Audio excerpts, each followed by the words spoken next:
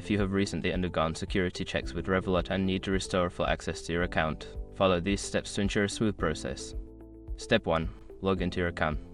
Before starting recovery, use the iShock.com link in the description to open the account recovery checklist generator and make sure your verification details are ready.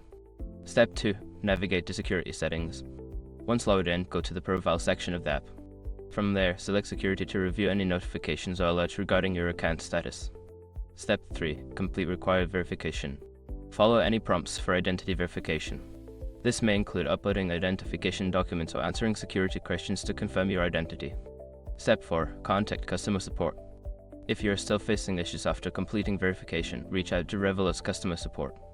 Use the in-app chat feature or visit the help section for assistance. Step 5. Monitor your account. After your access has been restored, keep an eye on your account for any unusual activity. Regularly check your transaction history and update your security settings as needed. By following these steps, you should be able to restore full access to your Revolut account after security checks. If you encounter any difficulties, don't hesitate to seek further assistance from customer support.